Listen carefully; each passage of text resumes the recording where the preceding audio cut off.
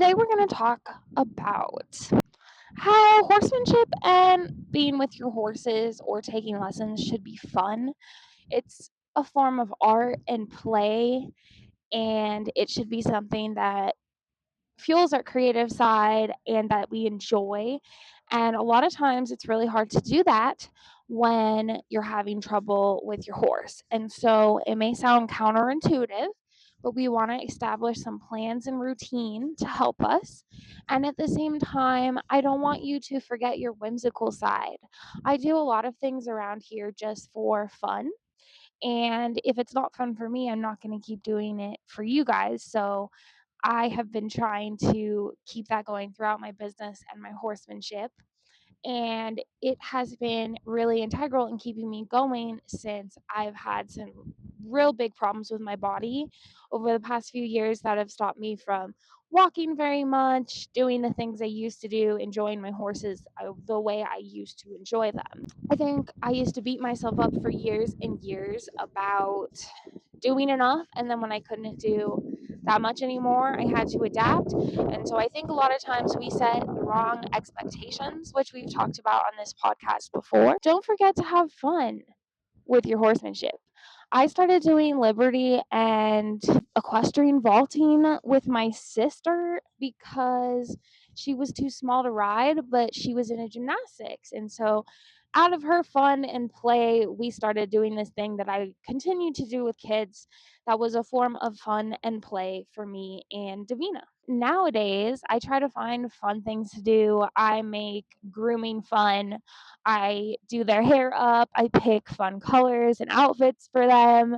I use fun props for our Liberty work. Like I just got a plastic candy cane and I love going to the dollar store and getting tinsel and fun things and doing photo shoots and just trying to think like a kid that I would want to have in my riding program and doing things for myself that I do with them just for fun. And those activities can also be really amazing for helping you if you're in a rut or feeling some fear getting back after an accident, is just to play some of these fun games that we do in therapeutic riding programs and with kids, like getting thrown some fun toys and then putting them in buckets around the arena, doing a fashion show with feed bags. I can go on and on about fun ideas we've had for the kids and summer camp, but you can bring those into your barn life for yourself. And that's what I've been trying to bring into my business.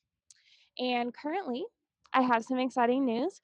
I just came out with the first course that I've made, and it is on a positive reinforcement and learning theory foundation. Goes through all of the ins and outs of learning theory, what it is, why it is, what positive reinforcement and negative reinforcement are, what clicker training is, and then how to do it and how to do it in a 7-day or 7-session challenge to load them with a clicker and teach them a neutral HUD set in the very first steps. But it also briefly goes over how to move forward from there. And then I have another exciting one coming out, but this course is designed to be super sweet, super short, super helpful. Have that connection and fun. And right now, with the weather the way it is in the middle of the winter with this virus outbreak, what better time to learn positive reinforcement? I've had a flare up recently, lots of things going on at my day job, and my day job started having us come in 6 days a week instead of 5. And so keeping up with this and my health has been a challenge, but I'm getting through it. And part of that has been just like today, I brought the grooming stuff out and I wanted to do fun, whimsical things with my horses, but I was sick in bed with fever yesterday, so I better be careful. I managed to turn them out. I'm going to manage to bring them in. I managed to make a video or two, get my course finished, and that's good enough for me. Be fine with things being good enough and then set some expectations that are reasonable for the season in your life that you're in. And when you set these expectations, I want them to feel like something that you can more than easily do. Just like when you start working out, like the first few reps you do, you want to make sure that you're behind your limit on things. And the same should go with your time constraints when you come out to work with your horse.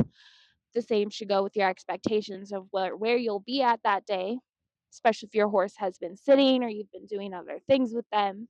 Life happens, but I think a lot of our frustration comes when we don't have the appropriate mindset and expectations for what's going on. And a great way to fix that is to try something new like positive reinforcement, clicker training with treats, or liberty training, equestrian vaulting. Go back to basics. Enjoy grooming your horse again. Learn how to do their hair super good. Um, there's so many things you can do other than ride, and there's so many things you can do to just have fun with your horse. Doesn't always have to be all business all the time.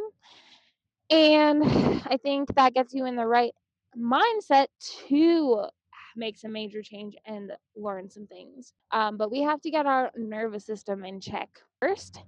And to do that, I think a great way is to just find the fun and whimsy in play. And now let's just talk briefly about planning and routine and how that fits in somehow. You can still have structure and have play, fun, whimsy, okay? And you can have some things that you just always do, that you always do with your horse when you take them out of their stall. So that you both don't have decision fatigue. Your horse knows what to expect. You've set the correct expectations for you and your horse. And so the routine that I have with my horse is I always bring her out to the area she's going to be. She gets a little snack. Usually, if I need to tack up, that's when I groom and tack up while she's eating. If not, I will then tie her up and tack her up. She knows then if her halter's on or lead rope's on not to just run away. But lately, I've been bringing her out just to turn her out, right? And so when I do that, I make her stand, turn around by the gate in a safe way, and then I take her all of her equipment off. If there's equipment on, she's staying by me, even if we're at liberty. If there's equipment off, including her halter, she can go run around like a spaz, be turned out, as it were, quote unquote, and roll or what have you. We have a few things we always do so that she knows the boundaries. There's a few things I will always stop and fix. Those are head shyness. I will always stop and make the horse nicely lower its head into a bit or bridle or halter. And I will always fix if they go through a gate crazy. When I pulled Davina out today, she ran through a gate all crazy. So we went back and we fixed that. And I made her stop in the middle and then back up and stop and walk through calmly and do it again until we were both sure that we had that down and that we were listening. And then we went and turned her out, right? And when you have these expectations and plans for yourself and your horse, little routines that you always do, like you'll always stop and fix this or that, and you will always give them a snack and then groom them, and then you always do this when you turn them out. It just gives you less decisions to make, less things to think about, so you can think about fun things like getting candy canes to play liberty with your horse or what have you. And at the same time, it takes away a lot of the fear of what's going to happen next for your horse. I think that the horses really enjoy having those set routines. And so, with that, go forth and prosper, do your thing, check out the positive reinforcement course